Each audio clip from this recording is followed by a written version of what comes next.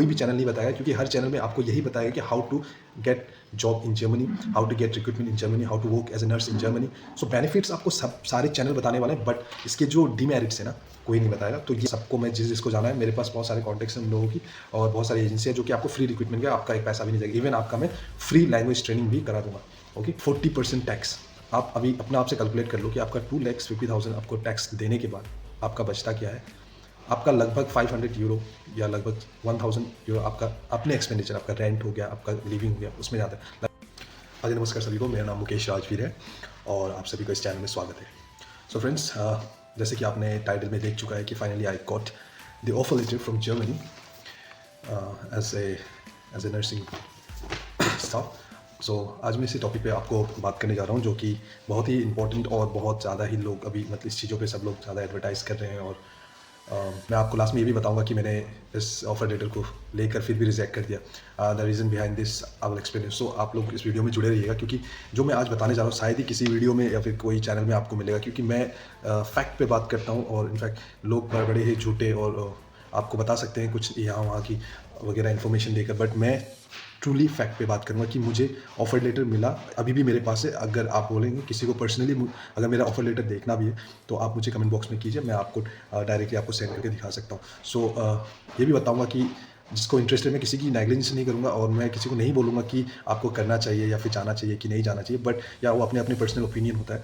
तो मुझे यही बताना है कि मैंने या मुझे ऑफर लेटर जर्मनी से मिला, बट आई रिजेक्टेड दैट। तो रीज़न बिहाइंड दिस इज बहुत सारे कारण हैं, और इस वीडियो में जुड़े रहिए, मैं आपको डिटेल्स में बताऊंगा व्हाई। एंड ऑल्सो मैं ये भी बताऊंगा जो भी इंटरेस्टेड है और वो जर्मनी के लिए अप्लाई कैसे कर सकते हैं और कैसे जा सकते हैं, what are the criteria for being a nursing officer in Germany, like what kind of the processing step by step. तो जुड़े रहिएगा इस वीडियो में। तो चलिए शुरुआत करते हैं बिना समय गंवाए। पहली प्रोसेस की मैं बताना चाहता हूँ प्रोन्स एंड कॉन्स के बारे में, जो कि जर्मनी नर्सिंग रिक्रूटमेंट के है। तो पहला बेनिफिट जो है कि आप अच्छी लाइफ वहाँ पे सेट कर सकते हैं। Being a nurse you can earn very good income over there. तो बहुत अच्छा इनकम है वहाँ पे, आप ले सकते हैं।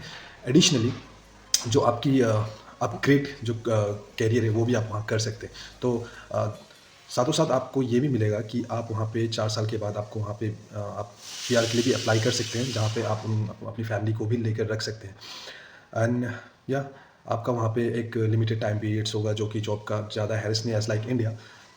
And I will come to the processing the step. तो पहला प्रोसेसिंग के स्टेप जो है नंबर 1 कि आपको जीएनएम या बीएससी नर्सिंग का क्वालिफिकेशन चाहिए होगा। सेकंड, आपको इसमें सबसे इम्पॉर्टेंट जो चीज़ है कि आपको लैंग्वेज जो है level, I think B2 level तक आपको क्लियर करना पड़ेगा। इनफैक्ट मैंने भी लैंग्वेज ट्रेनिंग ली और मैंने छोड़ दी। A1 तक मैंने की और मैंने छोड़ दी, and in between I got some the real scenario what it's mean, because I have my personal opinion. Again I'm saying I'm not saying everyone that you guys do that. Okay, आप मत कीजिए ऐसे। आप अगर interested हैं तो आप surely आप जाइए, आप करिए, आप है ना। और एक्चुअली मैंने बस एक्सपीरियंस गेन करनी या फिर मुझे जानना था इसके बारे में। जब मैंने डिटेल्स में मैंने एक इंटरव्यू नहीं, मैंने लगभग 10-15 इंटरव्यू मैंने दिए हैं, और सही बता रहा हूँ सारे 15 के 15 इंटरव्यू मैंने क्लियर किया है। उसके बाद भी मैंने खुद रिजेक्ट की, क्योंकि मेरी एक ही सवाल थी वहाँ पे और उस सवाल का जवाब वो नहीं दे पाए, और उस चीज़ को लेकर मुझे थोड़ा सा मतलब अंडर कॉन्फिडेंट हो गया मैं कि मुझे जाना चाहिए नहीं चाहिए। तो ये मेरा पर्सनल ओपिनियन। तो इस वीडियो के लास्ट में मैं बताऊंगा ये भी कि क्या सवाल था और क्यों मैंने इससे हट गया, है ना। तो प्रोसेस की बात करते हैं। तो मैंने जैसे बताया कि B2 लेवल आपको चाहिए और आपका BSc या GNM नर्सिंग आपका होना चाहिए। उसके बाद आपका एक्सपीरियंस होना चाहिए मिनिमम 1 या 2 ईयर्स का, है ना। उसके बाद आज कुछ रिक्रूटमेंट कंपनीज जो है वहाँ की वो भी आपको फ्रेशर्स को भी ले रहे हैं। तो आपको लैंग्वेज में क्या सिखाते हैं, तो हम बात करते हैं कि A1 लेवल में आप जस्ट सिंपल जो होते हैं ना बेसिक चीज़ ABCD होती है। तो उसमें A B C L I ऐसे करके कुछ ABCD उनका अल्फ़ाबेट होता है Z तक। आपका 1-2 होता है, जो 1-2 हम सीखते हैं अपने इंडिया में 1-2-3। तो वहाँ पे भी I, ट्वाई, ज़्वाई, थ्राई, द्राई, 7, 6, 10, 11, 12 ऐसे करके उनका भी 1-2 होता है। इसके साथ साथ उनका रोमन नंबर होता है, उनका जो नंबर पैटर्न होता है, ये सब सिखाया जाता है। उसके बाद पार्ट करते हैं कि इसमें लैंग्वेज में आपका ग्रामर पार्ट बहुत ही ज़्यादा है, बहुत वास्ट है। मतलब हमारे जो भी इंडियन जो ग्रामर पढ़ते हैं सिमिलर टू दैट है, बट थोड़ा सा हटके। थर्ड जो चीज़ है इसमें लैंग्वेज में आपको डिफरेंट सिचुएशन सिनेरियो दिया जाएगा, उस हिसाब से आपको उसमें बात करना होगा। आपको गुड इवनिंग, गुड मॉर्निंग, मतलब ऐसे बोलते हैं, वो विश करना होता है, ठीक है। एंड बहुत सारे जो आपको लाइन्स वगैरह होंगे उसको याद करना पड़ता है। तो ऐसे ही करके लैंग्वेज का कोर्सेज स्टार्ट होता है, तो वो लगभग आपका A1 A2 B1 B2, तो B2 लेवल क्वालिफाई होने के बाद आप वहाँ जाके एज ए स्टाफ नर्स काम कर सकते हैं। बट आप फिर भी वहाँ पे आप क्वालिफाई नहीं होंगे, क्योंकि वहाँ पे आप एज ए असिस्टेंट वहाँ काम करेंगे लगभग 6 महीने तक। उसके बाद फिर आपको वहाँ पे एक लैंग्वेज का एग्ज़ाम, वहाँ पे भी एक एग्ज़ाम होता है जो कि हम इंडिया पे ऑस्की कहते हैं, और वहाँ पे भी यही चीज़ होता है, 6 महीने के बाद आपको देना पड़ता है। बट हम यहाँ पे इंग्लिश में देते हैं, बट वहाँ पे वो अपने लैंग्वेज में, लाइक जर्मन लैंग्वेज में हमें देना पड़ता है। ओके, तो वो क्वालिफाई करने के बाद आप वहाँ पे एक वेल सेटल एक रजिस्टर्ड नर्स के हिसाब से आप वहाँ पे जर्मनी में काम कर सकते हैं। दूसरी चीज़ है कि जो लैंग्वेज बैरियर्स की बात करता हूँ मैं, इसमें अगर आप फुल्ली डेडिकेटेड हैं and you want to learn something, really you want to learn something, and you have that kind of the capacity to learn or the language, like how to deal with the patient, किस patient के साथ बात करें और किस तरीके से अपना अपग्रेड और अपना ग्रो कर सकें, तो वेल एंड गुड आप कर सकते हैं।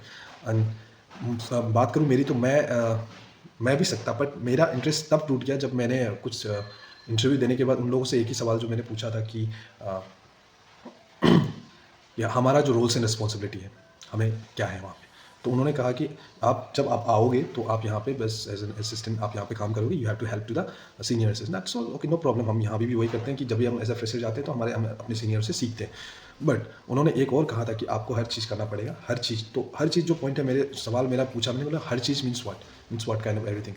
तो उन्होंने ये कहा कि आपको related to the work that's belong to the the bed side walk, वो डिटेल्स में क्लियर भी नहीं बोल रहे थे, बेड साइड वॉक करके बोला। तो मैंने कहा ओके, बेड साइड, ये एक इंटरव्यू की मैं नहीं बोल रहा हूँ, ये हर जितने भी इंटरव्यू मैंने दिया है उन सब में ये सवाल वो चाहते हैं। मैं जनरली कहता हूँ वो भी बहुत अच्छे हैं, क्योंकि उन लोगों ने ये चीज़ को क्लियर यहीं पे करना चाहा, क्योंकि अगर हम कंफर्टेबल नहीं है या कॉन्फिडेंट नहीं है to work in that scenario, then we can move out, right. So इसलिए उन लोगों ने ये सवाल किया था कि बेड साइड वॉक, तो बेड साइड वॉक्स आप सभी जानते हैं कि क्या होता है। So I deny for that and I said I will think about it, because मेरी जो सिलेबस या मैंने जो पढ़ा है, शायद कहीं भी ये सब्जेक्ट मेरे में नहीं था, या ये टॉपिक मेरे पे नहीं है कि हम अपना जो इथिक्स या अपना जो रोल्स एंड रिस्पॉन्सिबिलिटी है उसके पार्ट जाकर अगर हम वो चीज़ को कर रहे हैं, तो कहीं ना कहीं कुछ लोग कर सकते हैं और कुछ लोगों को ये अच्छा नहीं लगता है। तो मुझे अच्छा नहीं लगता है, तो मैंने मूव आउट कर लिया, क्योंकि मैंने after having a lot of experience working in such the entire big team with a lot of skills, और फिर जाके आप वहीं से स्टार्टिंग करो, तो शायद मुझे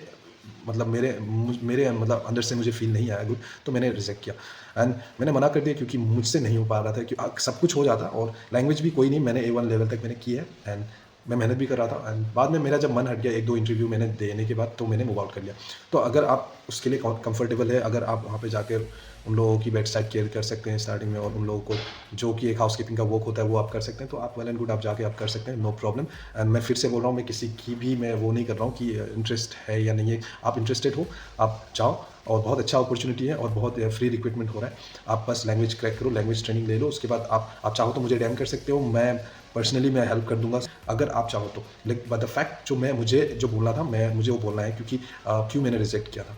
इनफैक्ट यही रीज़न था कि मुझे मतलब वहाँ का वो चीज़ पसंद नहीं आया।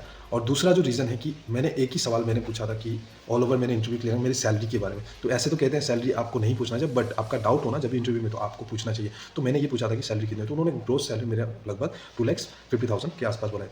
लेकिन इसमें जो होता है, एक आपका बोलना अलग होता है, पर tax deduction Germany is taking लगभग फिर बचता क्या, तो घुमा फिरा के आपको वही 1 से 1.5 लाख रुपए या 1 लाख से कम ही शायद आपका बचेगा, ये फैक्ट है।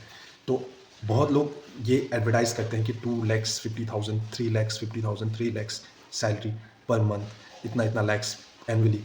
आप इसमें मत जाइए, आप उसको खुद सर्वे कीजिए, आप अपने रिसर्च कीजिए उसके ऊपर, उसके बाद ही आप बैठिए। तो ये दिखाते हैं और बोलते तो सही है, ठीक है, आप जाना चाहते हो मतलब एज़ कम्पेयर टू इंडिया तो बेटर ही है, बट आप अपने घर, अपना कंट्री, अपनी फैमिली को छोड़कर अगर इतना दूर जा रहे हो, एक लैंग्वेज ट्रेनिंग, लैंग्वेज लेके एक नया भाषा सीख के उस देश पे जा रहे हो, जिस देश के बारे में ना आपका सर का पता ना पाओगा, और आप जाके इंटरव्यू क्रैक कर रहे हो, दे रहे हो, उसके बाद भी अगर आपको वहाँ जाके पता चले ये सब चीज़ें कि हाँ, एक ग्रोस सैलरी के बारे में भी होती है और उसका टैक्स डिडक्शन के बारे में भी होता है, घूम फिर के मुझे मिलेगा क्या इतना, आप वहाँ दुखी हो जाओगे, मन आपका डिमोटिवेट हो जाएगा। But again I am saying, I am not demotivating anyone else. If you are interested with this scenario, with this fact, you can go on, okay. और मैं सही बोल रहा हूँ, मैं पर्सनली आप सबकी हेल्प कर सकता हूँ, आप अगर इंटरेस्टेड हो तो। बट मैं मैं इसलिए बता रहा हूँ कि बहुत लोग हैं जिनको पता नहीं है, और मेरा काम यही है कि लोगों तक ये फैक्ट पहुँचाना, और मैं ये कर रहा हूँ क्योंकि मैंने इस चीज़ में भी एक्सपीरियंस मतलब ले रखा है, मैंने इंटरव्यू क्रैक किया है, मेरे पास ऑफर लेटर पड़े हुए हैं, ठीक है? इसलिए मैं बोल रहा हूँ, और ये बात आपको सिर्फ आपको मेरी चैनल में मिलेगा, और मैं फैक्ट पे बात करता हूँ। अगर आपको मेरे पे ट्रस्ट ना हो तो आप गूगल कर लीजिए, और आप अपने जो वहाँ पे रह रहे हैं या फिर जो रिक्रूट हो गए हैं उन लोगों से भी आप बात करके ये फैक्ट पूछ सकते हैं। कुछ लोग वहाँ पे करने के बाद भी नहीं बता सकते क्योंकि उनको भी बुरा लगेगा कि हाँ ऐसे ऐसे। तो डिटेल्स में आप तभी जानेंगे जब आप वहाँ पे कर रहे हैं। तो मैंने अपने रिसर्च के थ्रू मैंने जो रिसर्च किया है या फिर मैंने जो इंटरव्यू दिए है, जो मेरे एम्प्लॉयर्स थे उनसे मेरी बातचीत हुई, और उस हिसाब से मैंने आपको ये फैक्ट बताया है। सो ये जो इनके डिमेरिट्स हैं।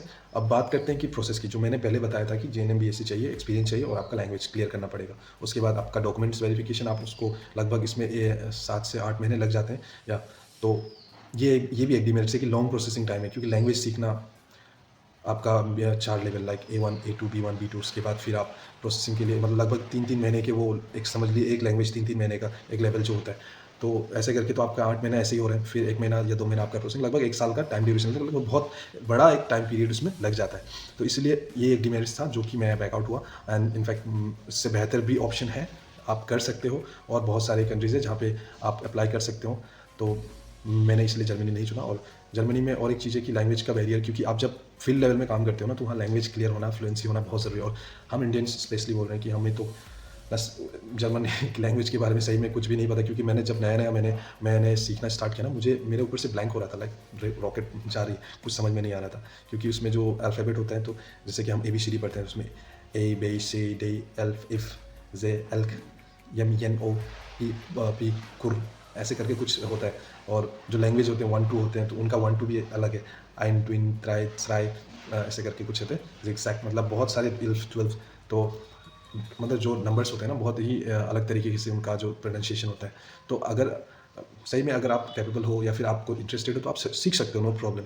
और इंटरेस्ट तब होगा ना जबकि आपका दिल कहेगा कि हाँ मुझे वर्क करना है। जब आप ऑलरेडी आप डिमोटिवेट हो जाते हो ना कुछ चीज़ों को लेकर, तो इंटरेस्ट नहीं होता है। सो आप जा सकते हो, बहुत अच्छा कैरियर है वहाँ पे, अगर आप ये सब चीज़ों को फेस करके या ये सब चीज़ों को देख कर आप अगर कर सकते हो वहाँ पे, तो बेटर आप कर सकते हो। बट आप अगर मेरी तरह सोचते हो कि नहीं, कुछ चीज़ें हैं जो कि हम अपने से डील नहीं कर सकते, कुछ अपना एक द फीलिंग, हम क्या बोले, मतलब इस टाइप का जो आपका सोल अगर नहीं बोलता है कि नहीं आप जाकर वहाँ पे अगर इस तरीके से काम है क्यों करें, मतलब, तो आप बेटर यही होगा कि आप बेटर अलग कंट्री के लिए चुनें, वरना आप जर्मनी के लिए बहुत सारे, क्योंकि देखिए हम जो है हमारे जो स्किल्स हैं, हर कंट्री में हमारे लिए जॉब अवेलेबल है। अगर हम थोड़ा सा मेहनत करें तो उससे बेटर भी हम कहीं जा सकते हैं। बहुत लोग मुझसे पूछते हैं, मेरे फ्रेंड्स, कि क्यों आपने जर्मनी नहीं आपने चूज़ नहीं किया, but the reason is this कि मैं वहाँ उस कंट्री में ऐसे जगह पे काम नहीं करना चाहूँगा जहाँ पे मेरा मतलब आत्मा गवाही नहीं देगा, जहाँ पे मेरी जो नर्सिंग्स की या फिर मेरे मेडिकल्स की जो ethics and rules and responsibility है, उसके बियॉन्ड जाके मुझे अगर काम करना पड़े तो मैं नहीं करूँगा, चाहे वो कितने भी पैसे दे, क्योंकि हर चीज़ पैसा नहीं होता है, मतलब स्पेशली कुछ एक अपना भी रूल्स एंड रेगुलेशन होता है, अपनी लाइफ का भी एक द डिसिप्लिन होता है, कुछ मैनर्स होते हैं, तो उस चीज़ों को लेकर अगर हम चले तो इस चीज़ के लिए मैं उस चीज़ को मैंने नहीं किया। बट मैं सबके लिए नहीं बोल रहा हूँ, आप बहुत अच्छे से कर सकते हो, जिसको मन है आप प्रोसीड कर सकते हो, जर्मनी जा सकते हो। If you want more details information regarding this, then you can just comment in the comment section and leave a comment. आप लिखिए मुझे किस टॉपिक पे आपको चाहिए वीडियो, इसी टॉपिक से अगर कुछ और जानना चाहते हो, क्योंकि मैंने ये रफली आपको बताया है कि क्या क्या है डिटेल्स, क्या क्या मतलब इशूज़ जो क्रिएट होते हैं, या फिर जो बेनिफिट्स हैं और डिमेरिट्स हैं। तो आपको मैं यही बता सकता हूँ कि अगर आप इंटरेस्टेड हैं तो आप अप्लाई कीजिए एंड जर्मन लैंग्वेज की तैयारी कीजिए, उसके बाद आप जा सकते हैं। So all the best to those who are planning to go to Germany and best of luck. Thank you so much. आपको अगर मेरी वीडियो थोड़ी भी इन्फॉर्मेटिव लगी हो तो प्लीज़ सब्सक्राइब कर दीजिएगा और बेल आइकन दबा दीजिए, जिससे मेरी वीडियो आप तक पहुंच सके। और कुछ भी डाउट हो, कुछ भी सवाल हो इससे रिलेटेड, प्लीज़ काइंडली मुझे आप कमेंट बॉक्स में लिखिए, मैं उस टॉपिक पे वीडियो ज़रूर बनाऊंगा और आप तक पहुंचाऊंगा। धन्यवाद सभी को, थैंक यू।